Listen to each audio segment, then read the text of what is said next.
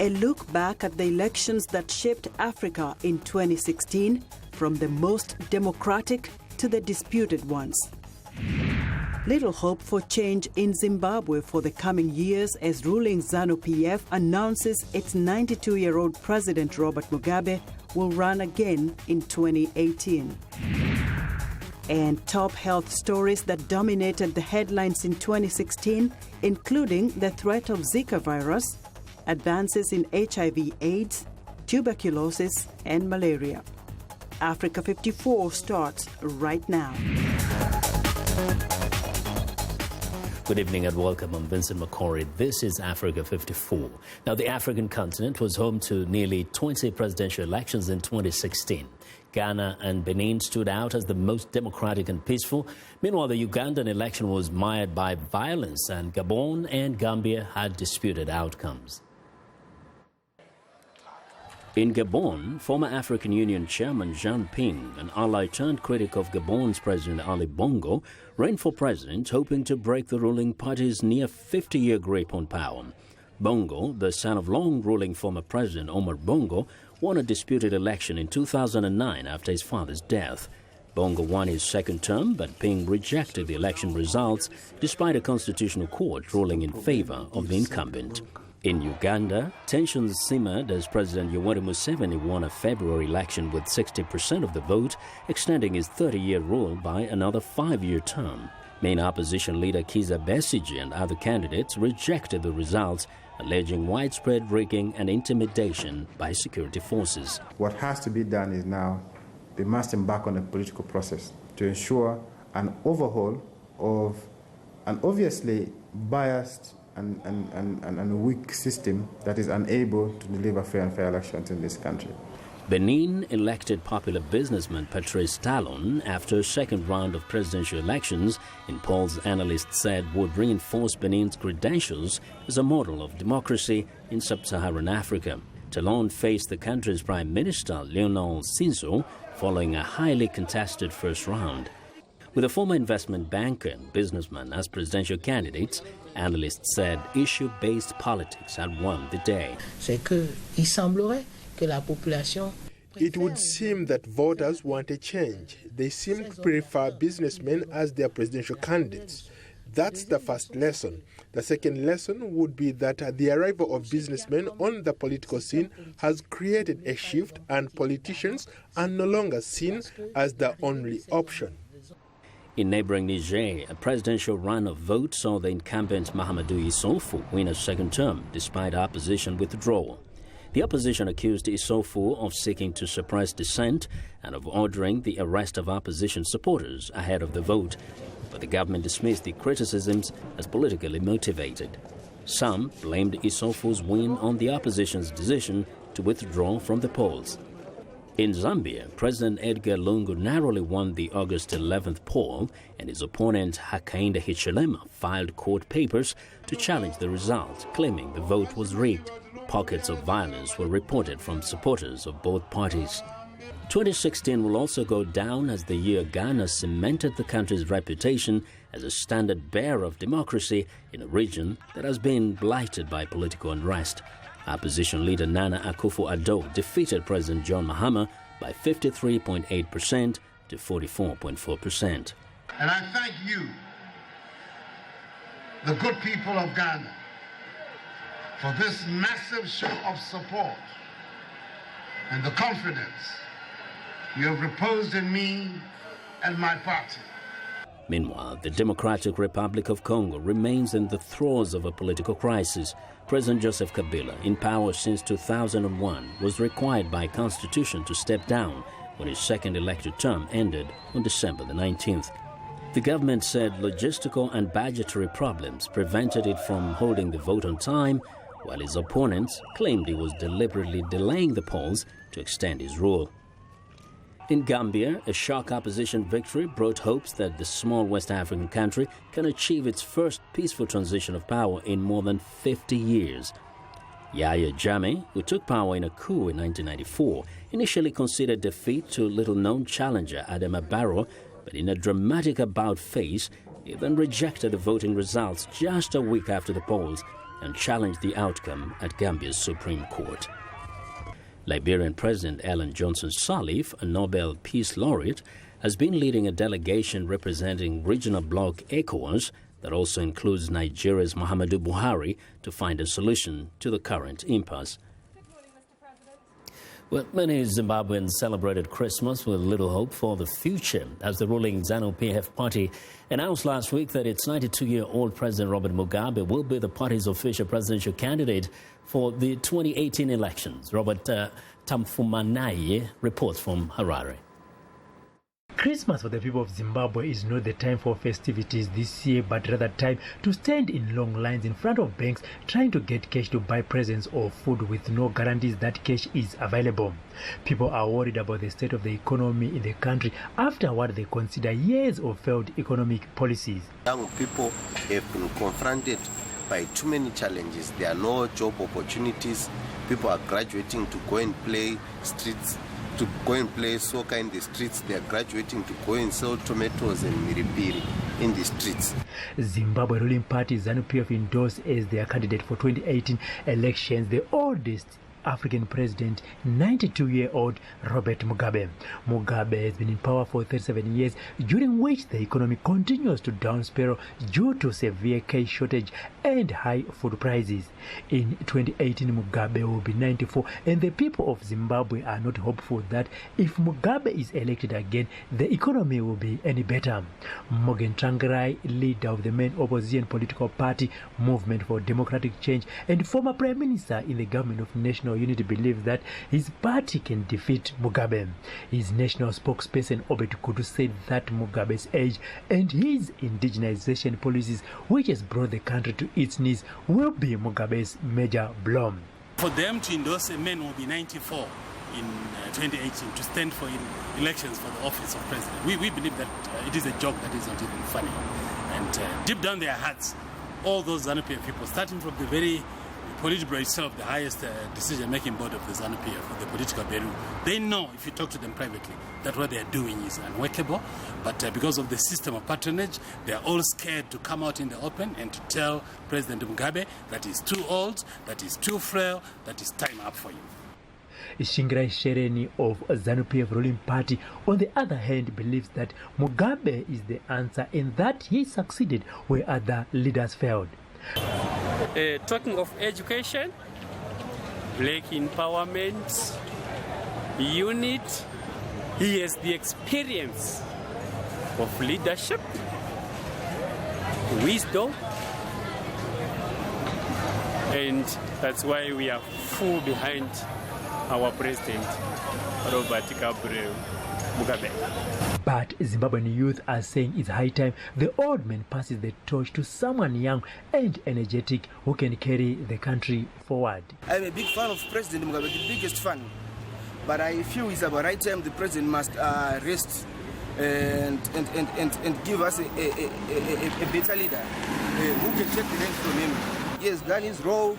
He has managed to save Zimbabwe from the sanctions, to keep the country intact. But now we say the president must name a successor and we move forward.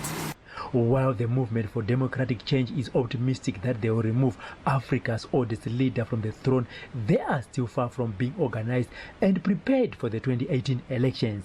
They are yet to agree on one presidential candidate, and there is still talk of coalition of opposition political parties. For VOA, this is Robert Afmane reporting from Harare, Zimbabwe.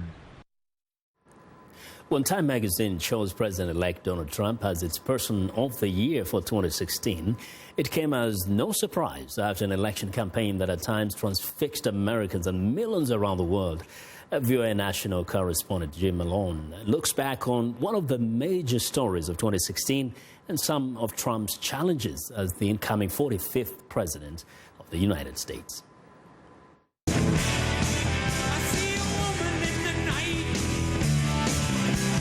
Donald Trump's journey to the White House began in June of 2015 with a campaign announcement befitting his reputation as a master showman and with a simple message that excited his supporters. I am officially running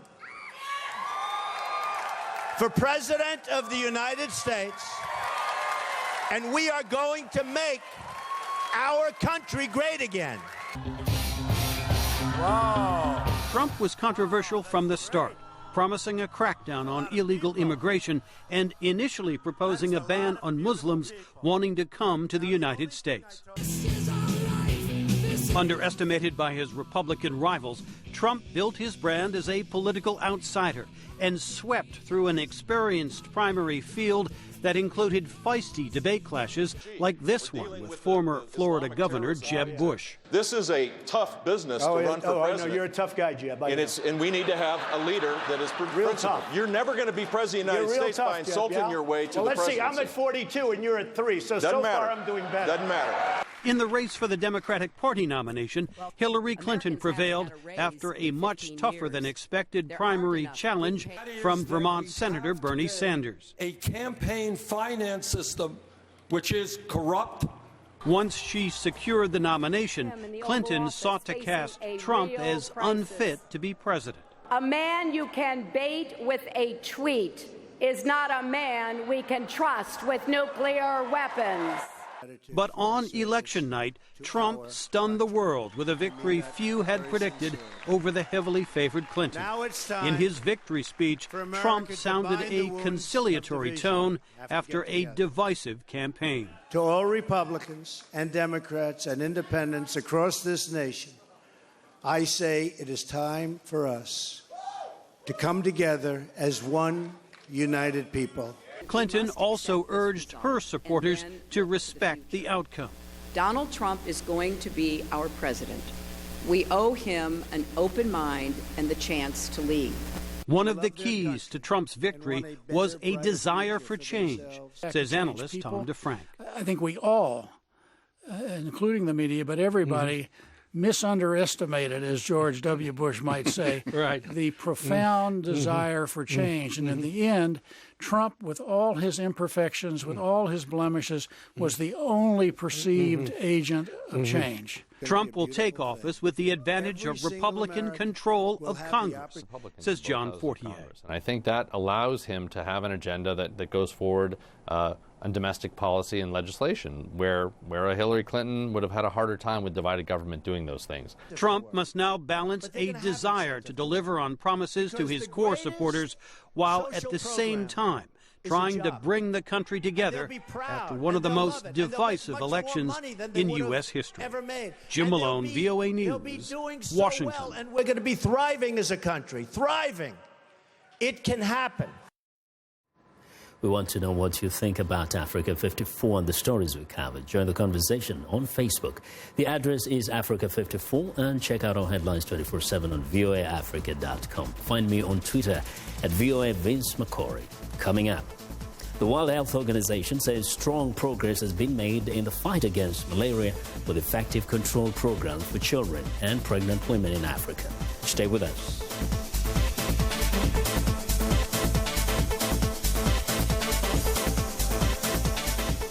News and notes. This is Living Better. At a supermarket in Southern California, customers may cross paths with white-coated health professionals. They're there as part of the Shop with Your Doc program, helping shoppers like Mike Keegan make more healthful food choices. You can't eat fast food all the time, but it is very quickly, especially here in America. Everything is so fast. It's a fast pace of life. But here, customers can slow down and get advice such as how to substitute pureed cauliflower for mashed potatoes or drink carbonated water instead of sugary colas. Nurse Monica Doherty advises customers. Eating healthy helps you maintain your weight. So we don't want people to become overweight because, you know, obesity or being overweight is kind of an epidemic in our country right now. Worldwide obesity, it has more than doubled since 1980 to some 600 million people now, and almost 2 billion adults around the world are overweight. I'm Martin Seacrest for VOA's Living Better.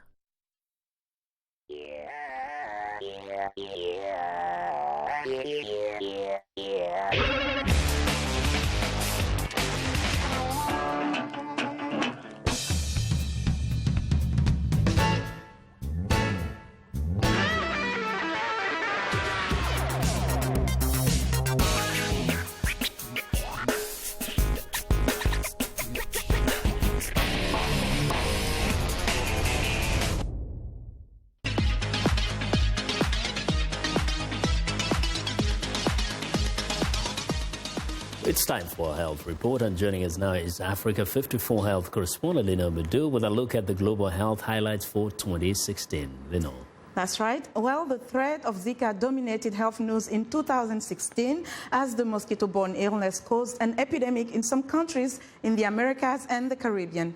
The World Health Organization declared recently that Zika no longer represented a public health emergency. Advances in HIV/AIDS, tuberculosis, and malaria made headlines, and more countries are eliminating neglected tropical diseases like lymphatic filariasis, blinding trachoma, and schistosomiasis. But experts raised the alarm on the increasing rates of non-communicable diseases like cancer, hypertension, and obesity globally. As Africa was a year away from being declared polio-free, 2 cases of wild polio were reported in Nigeria, putting a dent on progress made. A yellow fever outbreak in Angola spread in few other countries, including the DRC, and raised the alarm on the limited global yellow fever vaccine stockpile.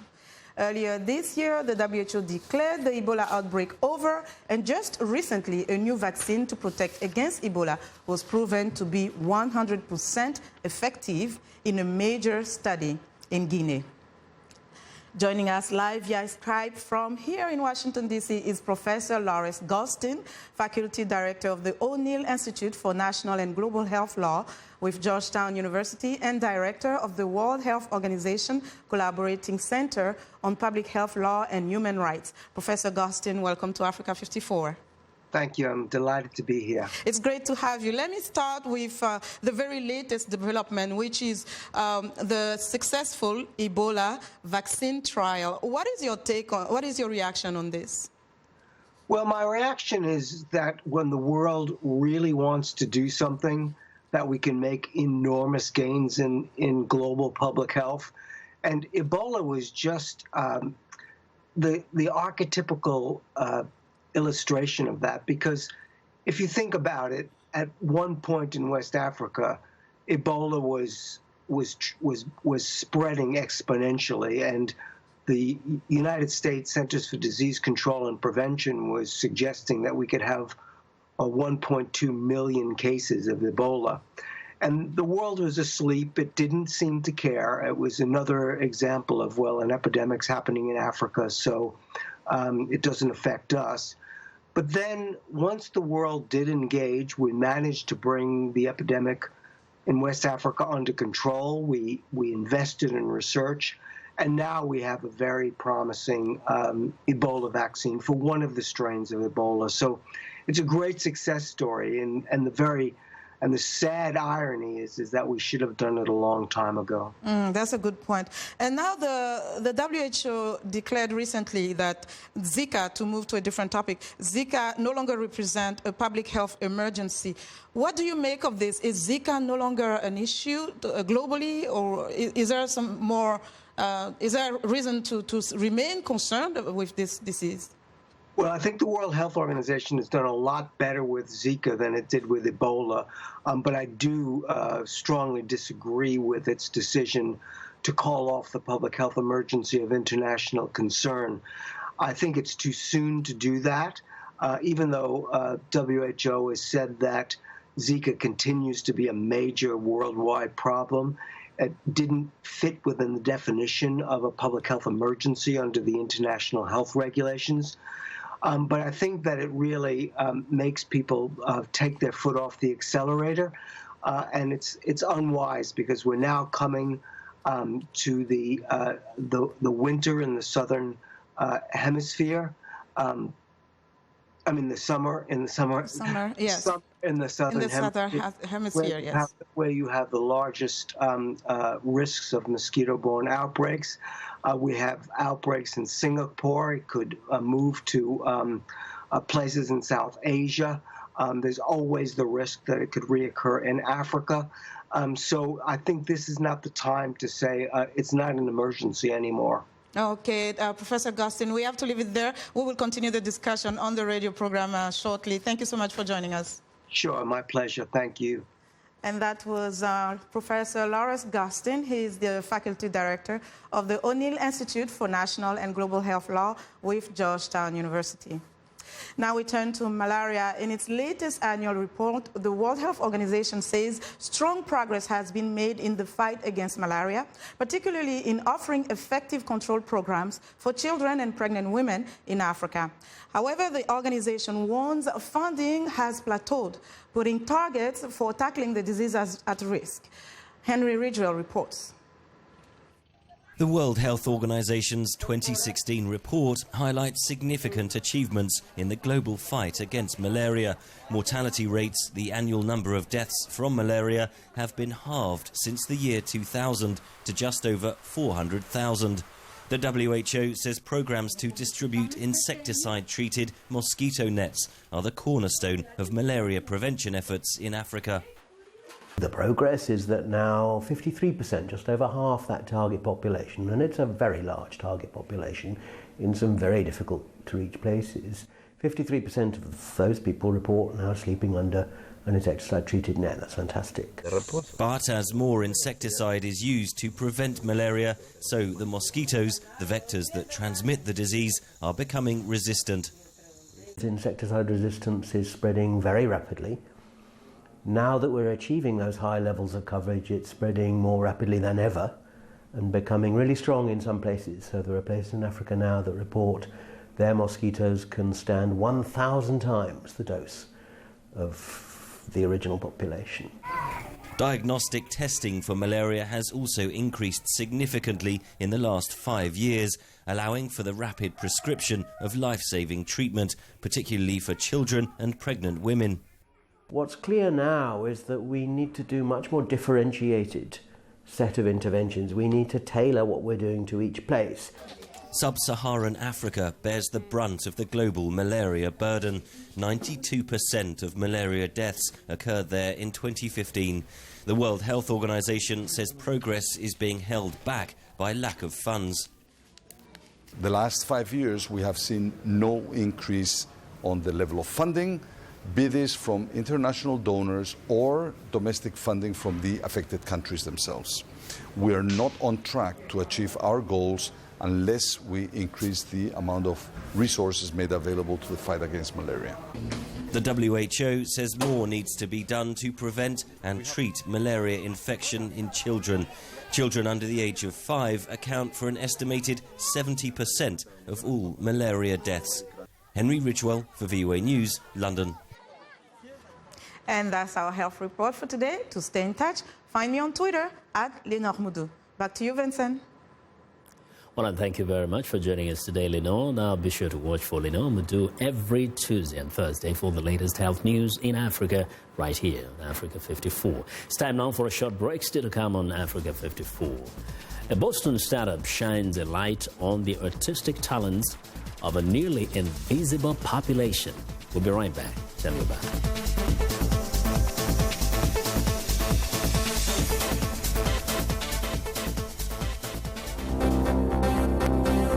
If you've just joined us, I'm Mariama Diallo, and here is a quick recap of today's headlines.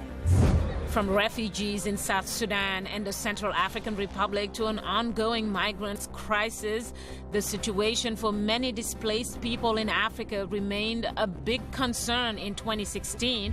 There were close to 20 elections in Africa in 2016. Ghana and Benin stood out as the most peaceful and democratic, while Gabon and the Gambia had disputed outcomes.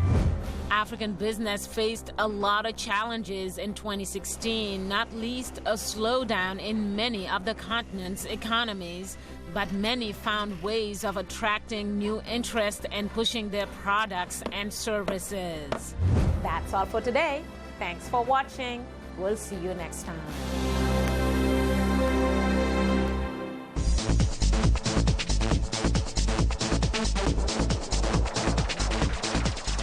Welcome back. Talented artists are everywhere, but not always in places you would expect.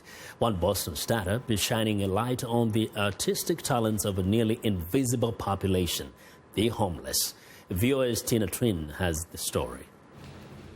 Right now, Stacey Williams is in her zone. When I'm painting, I'm totally in. I don't think about anything else. Bills, what I'm going to have for dinner. I'm just all in. And the results speak for themselves. Her pieces are so bright and full of life and really inspiring to not just me, but also customers.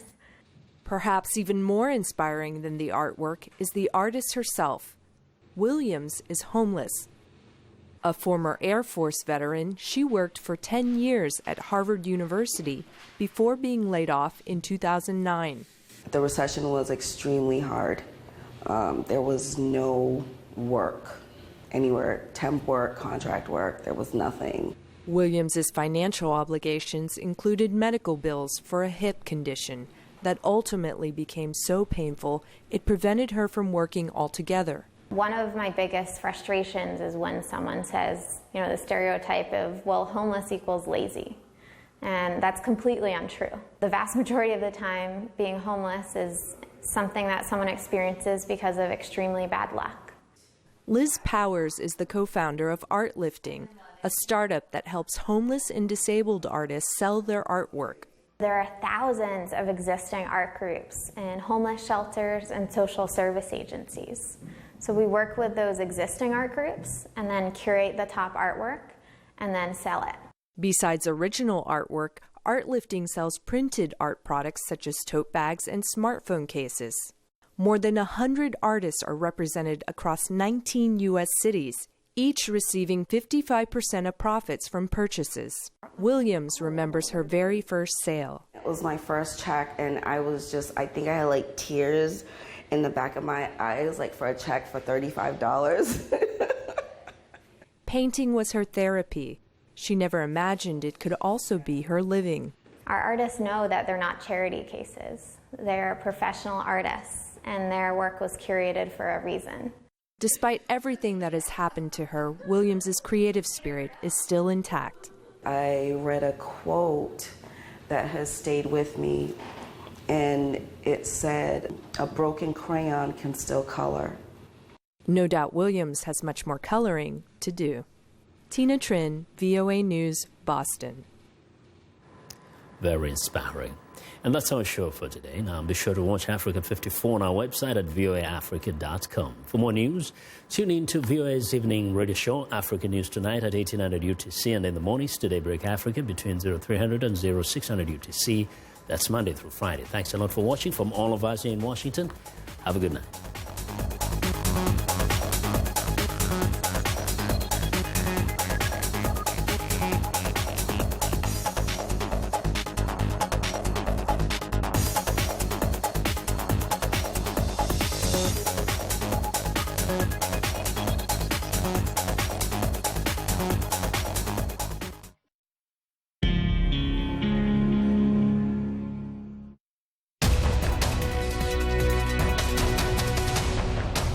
Welcome to the Voice of America's Newswords. Here is U.S. Secretary of State John Kerry talking about U.S. and Chinese relations. Listen for this word. Emergence. We welcome the emergence of a peaceful, stable, prosperous China that contributes to the stability and the development of the region and that chooses to play a responsible role in world affairs. Emergence means the act of something appearing. It is coming out of hiding or just beginning. Emergence also can describe nature, like the emergence of flowers, which come every spring. Now, when you hear the word emergence, you will know what this newsword means.